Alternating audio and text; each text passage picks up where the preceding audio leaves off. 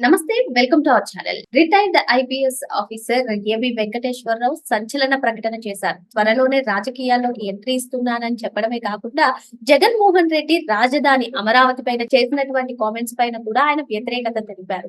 మరి జగన్మోహన్ రెడ్డిని చూస్తే కూటమి నేతలు భయపడుతున్నారని, తాను రాజకీయాల్లోకి ఎంట్రీ ఇస్తున్నానని ఏబి వెంకటేశ్వరరావు చేసినటువంటి కామెంట్స్ ని ఏ విధంగా చూడాలి తెలుసుకునే ప్రయత్నం చేద్దాం. ప్రస్తుతం మనతో పాటుగా సీనియర్ జర్నలిస్ట్ డివి శ్రీనివాస్ గారు జూమ్ కాల్ లో ఉన్నారు. వారిని అడిగి కొన్ని వివరాలు తెలుసుకుందాం. నమస్తే సార్. నమస్తే అమ్మా. ఏబి వెంకటేశ్వరరావు గారు త్వరలోనే రాజకీయ పార్టీ పెట్టడం, మరి పార్టీ పెట్టే ముందు జగన్మోహన్ రెడ్డి పైన విమర్శలు చేస్తూనే, అంటే అమరావతి పైన ఆయన చేసినటువంటి కామెంట్స్ ను ఖండిస్తూనే మరో పక్క కూటమి నేతలు జగన్మోహన్ రెడ్డిని చూస్తే భయపడుతున్నారంటూ ఆయన కామెంట్స్ చేయడం ఏంటి? ఈ పరిణామాన్ని మొత్తాన్ని కూడా ఏ విధంగా చూడాలంటారు? రిటైర్డ్ ఐపీఎస్ అధికారి ఏబి వెంకటేశ్వర గారు మరి భారత పౌరుడు. ఇది ఇండియన్ సిటిజన్ గా ఆయనకు హక్కు ఉంది. ఇది పార్టీ పెట్టుకునే హక్కు ఉంది, తన సిద్ధాంతాన్ని ప్రచారం చేసుకునే హక్కు ఉంది, ఆయన భావజాలాలు. మరి నిన్న మాట్లాడుతూ రాజకీయాల్లోకి వస్తున్నానని నేను గతంలోనే ప్రకటించాను, త్వరలోనే రాజకీయ పార్టీ పెడతాను, రాజకీయ పార్టీ పెట్టడానికి కావలసిన ఆర్థిక శక్తిని కూడా సమకూర్చుకున్నాను, ఈ విధంగా మాట్లాడుతున్నారు. అంటే ఐడెంటిటీ మనకి 1989 బ్యాచ్ ఐపీఎస్, మరి లాస్ట్ ఇయర్ రిటైర్ అయ్యారు. ఇప్పుడు 20 జగన్ దిగిపోబోయే ముందే రిటైర్ అయినట్టున్నారు. జగన్మోహన్ రెడ్డి బాధితుడు. ఏది మనం ఆయనకి ఇంక వేరే ట్యాగ్ లైన్ ఏం పెట్టగలం? ఏంటి, జగన్ బాధితుడిగా ఆయన అనుభవించినటువంటి, ఒక రకంగా చెప్పాలంటే నరకం. ఏ ఐపీఎస్ అధికారిని ఒక ప్రభుత్వం అంతగా వేధించిన దాఖలాలు లేవు. అంటే జగన్ సీఎం అయిన మరి వెంటనే ఆయన సస్పెండ్ అయ్యారు. వేరే వాళ్ళకి ఇంకా వేరే పనేమీ లేదన్నట్టుగా ఆయన పైన కక్ష సాధింపే జగన్ అజెండాగా ఆ ప్రభుత్వ నిర్ణయం. మళ్ళా జగన్మోహన్ రెడ్డి దిగిపోబోయే ముందు, అదే ఆయన రిటైర్ కాబోయే రోజు ఇచ్చారు. అప్పటిదాకా న్యాయ పోరాటం. ఏది, క్యాట్కి వెళ్ళాడు, కోర్టులకు వెళ్ళాడు, పోరాటం మామూలు పోరాటం చేయలేదు. తీసుకోమని ఆదేశాలు వచ్చినా కూడా ట్రిబ్యునల్ నుంచి ఇవ్వలేదు. ఆయన పోస్ట్ ఇవ్వకుండా ఆయన అలాగే డ్రాగ్ ఆన్ చేశారు. ఇప్పటికే ఆయన జీతాలన్నీ రాలేదనుకుంటారు ఈ ప్రభుత్వం ఏర్పడిన తర్వాత కూడా. ఏది, చంద్రబాబు సీఎం అయిన తర్వాత కూడా కొంతవరకు ఇచ్చారు బెనిఫిట్స్, ఇంకా సగం పైగా బెనిఫిట్స్ రావాల్సి ఉందని కూడా అన్నారు. అంటే ఆ ప్రభుత్వ బాధితుడే కాదు, ఈ ప్రభుత్వానికి కూడా బాధితుడేనా? అంటే ఇదేంటి, ఇది బెనిఫిట్స్ కి సంబంధించినటువంటి అంశాల్లో. ఒకటి, అప్పుడు ఆయనకి స్వేచ్ఛ లేదు, ఇప్పుడు ఆయనకి స్వేచ్ఛ ఉంది. ఆయనకే కాదు, ఆంధ్రప్రదేశ్ ప్రజలంతా కూడా ఇవాళ స్వేచ్ఛ వాయువులు పీలుస్తున్నారు కదా. జగన్ హయాంలో హక్కులు అణిచివేసి అసలు ఒక పోస్ట్ పెడితేనే తీసుకుపోయి జైల్లో పెట్టారు. నలంద కిషోర్ అని ఆయన మనం చూసాం. విశాఖపట్నంలో ఆయన ఏదో మామూలు పోస్ట్ పెడితే ఆయన అసలు ఎన్ని జైళ్లు తిప్పారమ్మా. చివరికి ఆయన కరోనా అంటించి చంపించారన్నారు. ఇప్పుడు మనం రంగనాయకమ్మ ఉదంతమే మనం చూసాం. ఆమెదో పోస్ట్ వస్తే ఆమెకి అది ఫార్వర్డ్ చేసింది అంతే.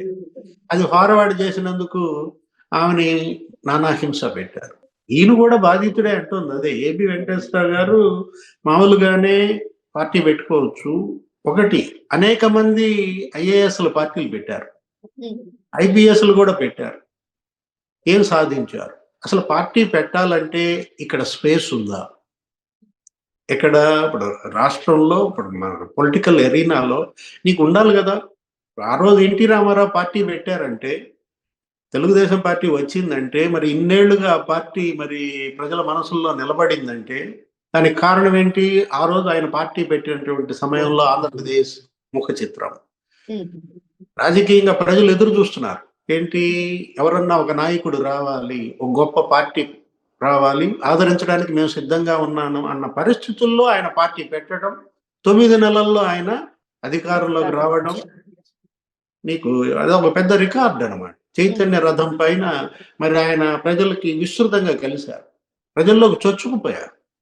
ఆర్థిక శక్తి కాదు ఆ రోజు ఎన్టీ రామారావుని తీసుకొచ్చింది. అసలు ఒక కులానికి అతీతంగా, మతానికి అతీతంగా మనం చూసాము. 83లో తెలుగుదేశం మరి ట్రెమండస్ విక్టరీ, ఒక సునామీ లాగా తుడిచిపెట్టేసింది. అంతకుముందు అసలు ఆంధ్రప్రదేశ్లో కాంగ్రెస్ కు ఓటం అనేదే లేదు. ఏది, అటు ఇందిరాగాంధీ హయాంలో మనం చూసాం 42 ఎంపీ సీట్లు ఉంటే ఉమ్మడి రాష్ట్రంలో 42 కొట్టేది. ఎప్పుడో ఒకటే వీళ్ళు గెలిచేవాడు, అది కూడా జనతా పార్టీ తరఫున నీలం సంజీవ్ రెడ్డి గారు గెలిచారు ఇక్కడ అనంతపురంలో. మిగతా 41 కాంగ్రెస్. అట్లాంటిది మరి మనం చూసాం. ఏది కాంగ్రెస్ పార్టీకి 5 సీట్లకే పరిమితం చేశారు. అంటే అటు 83లో గాని, 85లో గాని, తర్వాత 94లో అసలు వీటన్నిటిని మించిన విక్టరీ అన్నమాట. హ్మ్. ఎన్టీ రామారావు 3 సార్లు ఏమో గెలిచారు. ఆ! ఆయన హయాంలో ఒకసారి ఏమో ఈ పార్టీ ఓడిపోయింది. ఎప్పుడు 89లో. ఇప్పుడు చంద్రబాబు నాయుడు ఆ తర్వాత వచ్చారు. మరి ఆయన హయాంలో మరి దగ్గర దగ్గర మనం చూసాం. ఏది 30 ఏళ్లుగా ఇవాళ తెలుగుదేశం పార్టీ అధ్యక్షుడిగా 6 ఎన్నికల్లో ఏమో ఆయన ఫేస్ చేస్తే 3 ఎన్నికల్లో ఓడిపోయారు. 3 ఎన్నికల్లో గెలిపించారు. అంటే 50% ఆయన మరి గెలుపు అక్కడ రేటుంది. ఆ! ఇటు జగన్మోహన్ రెడ్డి మొన్న చూసాం ఓడిపోయాడు. చిత్తుగా ఓడిపోయాడు. ఎన్ని సీట్లు? 11 సీట్లకే పరిమితం అయ్యాడు. ఎక్కడ 151, ఎక్కడ 11. కానీ 40% ఓట్ బ్యాంక్ తెచ్చుకోగలిగాడు. 39.5 ఎంతో ఉంది. ఆ! మరి ఆ తర్వాత అమ్మ మీద కేసేశాడు. ఈ చెల్లెళ్ళ గోల, వ్యక్తిత్వ పతనం, అటు పార్టీ పతనం. అంటే జగన్మోహన్ రెడ్డి పని అయిపోయింది కాబట్టి జగన్మోహన్ రెడ్డి ప్లేస్‌లో వద్దామనా? ఏబీ వెంకటేశ్వర గారి పార్టీ పెడుతోంది. ఇప్పుడు స్పేస్ ఉంది. ఇక జగన్ పూర్తిగా జీరో అయిపోయాడు. ఆ స్పేస్ ఆక్రమించుకోవడానికి అవకాశం ఉందని ఒకటి ఇంటలెక్చువల్స్ వీళ్ళందరూ కలిసి ఆలోచనా పరుల వేదిక అని ఒకటి పెట్టారు. ఏది మన నల్లమోతు చక్రవర్తి లేకపోతే లక్ష్మీనారాయణ గారు వీళ్ళందరూ కలిసి మరి మాట్లాడుతున్నారు. రౌండ్ టేబుల్ కాన్ఫరెన్స్‌లు పెడుతున్నారు. సార్ ఇప్పుడు ఇంకో అంశం సార్. ఇప్పుడు మీరన్నట్టుగా జగన్మోహన్ రెడ్డి పార్టీ ఇంకా ఆ పని అయిపోయిందని చాలా మంది చెప్తూ ఉన్నారు. కానీ ఇప్పుడు ప్రతిపక్షం లేనప్పుడు ఇటువంటి ఇంటలెక్చువల్స్ అందరూ కలిసి పార్టీ పెట్టడం ఆహ్వానించదగ్గ విషయమే అంటారా? అంటే సిద్ధాంత పరంగా, భావజాలం పరంగా, హక్కుల పరంగా వాళ్ళకి హక్కు ఉంది. ఏంటి తను పార్టీ పెట్టుకోవచ్చు. ఆ పార్టీకి సంబంధించిన భావజాలాన్ని వ్యాప్తింప చేయొచ్చు ప్రజల్లోకి. ప్రజల యొక్క తీర్పును కోరొచ్చు. దాన్నెవ్వరు కాదనరనమాట. కాకపోతే ఇక్కడ ఫైట్ ఎవరి మధ్య జరుగుద్ది. మీరు పార్టీ పెట్టారు. మీరు ప్రత్యామ్నాయంగా ఎదగగలరా? బాధితుడిగా ఏబీ వెంకటేశ్వరరావు పట్ల రాష్ట్ర ప్రజలందరికీ సానుభూతి ఉందమ్మా. ఏది ఆయన బాధలు పడ్డారు. ఆయన ఫైట్ చేశాడు. ఒక fighter. No doubt at all. ఏది ఎంత ఫైటర్ కాకపోతే మరి జగన్మోహన్ రెడ్డి పైన మరి గెలిచాడు. ఏది నేను అసలు నా హయాంలో నిన్ను చేర్చుకోనన్నాడు కూడా చేర్చుకుని మరి ఆ రోజు రిటైర్మెంట్ అయినప్పుడు మనం చూసాం. ఆయన్ని మెడల మీద ఊరేగిచ్చారు ఎత్తుకుని. ఏది ఆయన స్టాఫ్ అంతా కూడా తీసుకెళ్లి పూలదండలతో ముంచెత్తారు. అంటే డిపార్ట్మెంట్‌లో ఆయనకున్నటువంటి పేరు అలాంటిది. అది వేరే విషయం. ఇప్పుడు ఒకటి మనకి పార్టీలు పెట్టి చేతులు కాల్చుకున్నాళ్ళు కళ్ళ ముందు కనపడుతుంది. నీకు ఆర్ఎస్ ప్రవీణ్ కుమార్ ఉన్నాడు తెలంగాణలో. ఆ! ఆర్ఎస్ ప్రవీణ్ కుమార్ ఏం చేశారు ఆయన? ఆయన కూడా బహుజన సమాజ్ పార్టీ అందులో జాయిన్ అయ్యారు. కంటెస్ట్ చేశారు. అసలు మొత్తం తెలంగాణ అంతా బీఎస్పీని నిర్మిస్తున్నానన్నాడు. పాదయాత్ర కూడా చేశాడు. ఎవరు? ప్రవీణ్ కుమార్. కానీ ప్రజలు ఆయనకు బాసటగా నిలబడలేదు. ఆయన సిరిసిల్లలోనే అక్కడ కంటెస్ట్ చేశాడు, ఓడిపోయాడు. తర్వాత మళ్ళీ ఆయన ఏం చేశాడు? ఏ బీఆర్ఎస్ మీద అయితే యుద్ధం చేశాడో, అవినీతి పార్టీ అని ముద్రేశాడో, ఆ బీఆర్ఎస్‌లో చేరిపోయాడు. ఆయన బీఆర్ఎస్‌లో చేరిపోవటమేమో గాని బీఆర్ఎస్ మరింత పతనమైంది. నిన్న లేటెస్ట్‌గా జూబ్లీ హిల్స్ ఎలక్షన్ కూడా మనం చూసాం. చిత్తుగా ఓడిపోయింది. అంటే మనం ప్రవీణ్ కుమార్ బీఆర్ఎస్‌లో చేరింది కాబట్టి అట్లా అయింది అనుకోవాలా. ఇది వాళ్ళ స్వయంకృత అపరాధం. అదేదో ఫ్యామిలీ పార్టీ, పరివార్ పార్టీ అని ముద్రపడటం, లేకపోతే మనం చూసాం భ్రష్టాచార రాష్ట్ర సమితి అనే చెడ్డ పేరు తెచ్చుకోవటం. బీఆర్ఎస్ అబ్రివేషనే అది కూడా వచ్చింది కదా! సరే ప్రవీణ్ కుమార్ తీసే పక్కన ఇప్పుడు విజయ్ కుమార్ అని ఆయన కూడా ఇక్కడ పార్టీ పెట్టారు. ఎవరు? ఆయన పార్టీ ఏంటది? అదేదో లిబరేషన్ కాంగ్రెస్ అని చెప్పి ఆయన సీనియర్ ఐఏఎస్. ఆయన కూడా యూట్యూబ్‌లో వీడియోలు చేస్తూ ఉంటారు. ఇప్పుడు కూటమి ప్రభుత్వం దుమ్ము దులుపుతున్నాడు ఆయన కూడా. ఇది ఒక కక్షతో చేస్తున్నట్టుగా కనపడుతుంది. మనం చూసాం చంద్రబాబు యొక్క ఆయన పరిపాలనని ఏ విధంగా దుమ్మెత్తిపోస్తున్నారు. ఆయన ఏం చేశారు? పాదయాత్ర చేశారు. విజయ్ కుమార్ కూడా ప్రజల్లోకెళ్ళాడు, పాదయాత్ర చేశాడు. రిటైర్ అయిన తర్వాత పార్టీ పెట్టాడు. ఏం సాధించారు? ఏ విధంగా ప్రజలు వాళ్ళకి అండగా నిలబడుతున్నారు? అసలు వీళ్ళందరినీ మించిన ఆయన మనం ఏంటి జడా శ్రావణ్ కుమారా? మరి జడా శ్రావణ్ కుమార్ గురించి కూడా మనం చెప్పుకోవాలి. కళ్ళ ముందు కనపడుతున్నాయి కదా వీళ్ళందరూ కూడా. ఆయన కూడా ఏంటి జడ్జిగా పనిచేశారు, న్యాయాధికారిగా రిటైర్ అయ్యాడు. మరి వాలంటరీ రిటైర్మెంట్ అనుకుంటాను. ఆయన కూడా ఏంటి జై భీమా దాని పేరు? జై భీమ్‌రావ్ పార్టీ అని చెప్పి అంబేద్కర్ దీని భావజాలంతో ఆయన కూడా ఎళ్లారు. వీళ్ళంతా కూడా అంబేద్కర్ భావజాలంతో వెళ్ళిన వాళ్ళే. ఎవరు? ఆర్ఎస్ ప్రవీణ్ కుమార్ అయినా, విజయ్ కుమార్ అయినా, జడా శ్రావణ్ కుమార్ అయినా. ఆయన అసలు కంటెస్ట్ చేస్తే ఏం జరిగింది? జై భీమరావు పార్టీ మొన్నేదో మరీ అన్యాయంగా చెడ్డ పేరు కూడా తెచ్చుకున్నట్టున్నారు, బాగా బదనాం కూడా అయ్యారు. ఏంటి డబ్బు ఇవ్వాలా, ఇంత నియోజకవర్గానికి సీట్లు ₹1 ఏమో అడిగారని. అవును. అప్పట్లో చంద్రబాబు మరి కూటమి ప్రభుత్వం అక్కడ ఉమ్. కూటమి ఏర్పడుతున్నప్పుడు మమ్మల్ని కూడా కూటమిలో తీసుకోండి, నియోజకవర్గానికి ₹1 కోటి ఇవ్వండి. అది కోటి కాదు, అదేదో 175 కోట్లు ప్యాకేజ్ అది వచ్చాడు. ఇదో పడిపోయింది జడా శ్రావణ్ కుమార్ అట్ 175 అని ఏదో ప్రచారం వచ్చింది. అంటే ఇవన్నీ వాస్తవాలని మనం చెప్పడం లేదు, కానీ వీళ్ళు సాధించింది ఏంటి? ఆయన కంటెస్ట్ చేశారు శ్రావణ్ కుమార్ ఎక్కడ, మంగళగిరిలో. ఎన్ని ఓట్లు వచ్చాయి? 416 ఓట్లు వచ్చినాయి. ఎక్కడ ఎవరి మీద కంటెస్ట్ చేసింది? లోకేష్ గారి మీదే కంటెస్ట్ చేస్తే ప్రజలు ఎన్ని ఓట్లు వేశారమ్మా? 416 ఓట్లు డిపాజిట్లు పోయాయి. అంటే వీళ్ళు పార్టీలు పెట్టి ఏం సాధిస్తున్నారు అని నేను అడుగుతున్నా. ఇక్కడ జేడి లక్ష్మీనారాయణ గారు కూడా మనం చూసాం. అసలు జేడి లక్ష్మీనారాయణ గారికి వచ్చినటువంటి ఇమేజ్ మనకి మామూలు ఇమేజ్ కాదు. సీనియర్ ఐపీఎస్ గా అతనేంటి, జగన్మోహన్ రెడ్డిని జైలుకు పంపిన వ్యక్తి. ఆయన మామూలు కేసులు కాదు సాల్వ్ చేసింది. సిబిఐ జేడీగా ఉంటూ అటు గాలి జనార్దన్ రెడ్డిని జైలుకు పంపాడు, అక్కడ కర్ణాటక అవినీతి పరుడు. ఇనప ఖనిజం మనం చూసాం. అసలు ఆయన ఇంటిపై దాడి చేస్తే బంగారం కుర్చీ దొరికిందని. మామూలుగా అసలు ఏంటి రకరకాల, అసలు అప్పట్లో గాలి జనార్దన్ రెడ్డి ఇంటి గురించి దగ అసలు మొత్తం గోల్డే. అతను ఒక పెద్ద కృష్ణదేవరాయలు అన్నారు. రాత్రిపూట కృష్ణదేవరాయలు వేషం వేసుకుని కూర్చునేవాడు అనేవాడు. అట్లాంటి గాలి జనార్దన్ రెడ్డిని జైల్లో పెట్టిన ఆయన జేడి లక్ష్మీనారాయణ. జగన్మోహన్ రెడ్డిని జైల్లో పెట్టిన ఆయన. అలాంటి ఆయన పార్టీ జనసేనలో చేరారు. నీకు గుర్తుండే ఉంటుంది, ఆయన ఫస్ట్ పొలిటికల్ గా విశాఖపట్నంలో కంటెస్ట్ చేశారు. ఎన్ని ఓట్లు వచ్చాయి? జనం బాగానే ఓట్లు వేశారు. విశాఖ ఏంటంటే కొంచెం ఇంటలెక్చువల్స్ ఉన్న ప్రాంతం. మరి కొత్తగా వచ్చారు ఆయన. మరి అటు కూడా పవన్ కళ్యాణ్ ఇమేజ్ 2,25,000 ఓట్లు వచ్చాయి. ఎవరికి? జేడి లక్ష్మీనారాయణ. ఎందుకు? భరత్ను ఓడించడానికి పనికొచ్చాడు. ఆ ఎలక్షన్ లో భారత్ ఎంత తేడాతో ఓడిపోయాడమ్మా పాపం. మరి అన్యాయం. 5,000 ఓట్లు ఏమో అనుకుంటాను. పార్లమెంట్ కి 5,000 ఓట్లు అంటే వెరీ మైన్యూట్. అతను గెలిచాడు. ఎవరు? ఎంవివి సత్యనారాయణ. నువ్వు ఎంవివి సత్యనారాయణ అనగానే మళ్ళీ కిడ్నాపులు అంటావు. సత్యనారాయణ భార్య, సత్యనారాయణ కొడుకు. చివరికి ఎంవివి సత్యనారాయణ ఏమైనా స్టేట్మెంట్ ఇచ్చాడు? నేను అసలు ఆంధ్రప్రదేశ్ లో వ్యాపారమే చేయను. జగన్మోహన్ రెడ్డి సీఎం గా ఉన్నప్పుడే వాళ్ళ పార్టీ ఎంపీ జంప్ అనమాట. ఏంటి, మొత్తం నా వ్యాపారాలని హైదరాబాద్ పంపించేస్తున్నా అని చెప్పి అనుకున్నాడు. ఇప్పుడు లక్ష్మీనారాయణ పార్టీ పెట్టారు, ఏం జరిగింది? జేడి లక్ష్మీనారాయణ పార్టీ పెడితే ఏమైంది? ఇప్పుడు ఈ వరుస పెట్టిన నేను లిస్టు చదివాను కదా, ప్రవీణ్ కుమార్ దగ్గర నుంచి విజయ్ కుమార్, శ్రావణ్ కుమార్, మరి లేకపోతే ఇప్పుడు అసలు ఆయన ఉన్నారు సునీల్ కుమార్ అంటున్నారు. సునీల్ కుమార్ ఏమంటున్నారు? ఆయన అసలు ఏదో దళిత్ కాపు అనేది ఒకటి తీసుకొస్తున్నారు. అది తీసుకొచ్చి వాళ్ళందరినీ ఏకం చేసి మీరు 20% ఉన్నారు, మీరు 20% ఉన్నారు, మొత్తం 48% మనయే అయిపోతాయి అంటూ కాపుని దళిత్ని కలిపి ఎలక్షన్కి వెళ్దాం అన్నట్టుగా. మరి ఆయనకి ఎవరిచ్చారు ఒక పెద్ద అజెండా?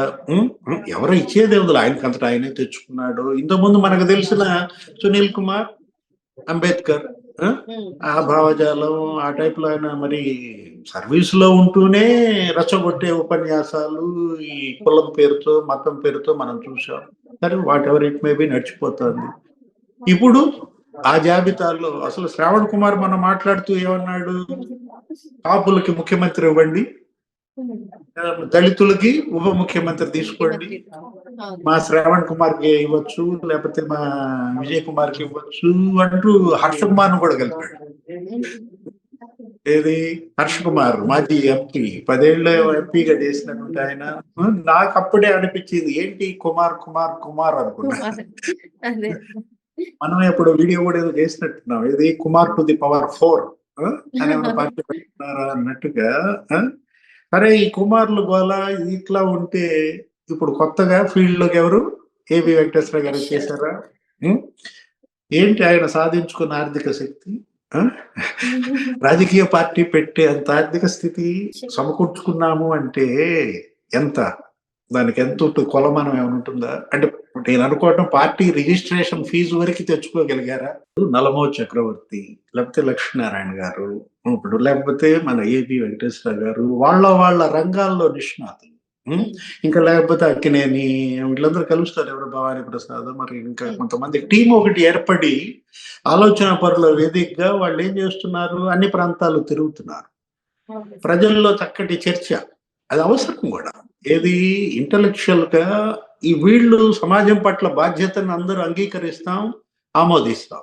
ఏంటి మొన్న మనం చూసాం, బనకచెర్ల, పోలవరం, ఆ లిఫ్ట్ పైన వాళ్ళు చేసిన చర్చ, మరి దానికి తర్వాత కూడా ఏమైనా స్టేట్మెంట్ ఇచ్చారు, మరి మేము మా చర్చకి స్పందించే ప్రభుత్వం దానికి వెనక్కిపోయింది. పోలవరం బనకచెర్ల నుంచి వెనక్కి తీసుకుంది. ఇప్పుడు ఏదో నల్లమల సాగర్ అని ఒకటి తీసుకున్నట్టున్నారు మళ్ళా ప్రభుత్వం.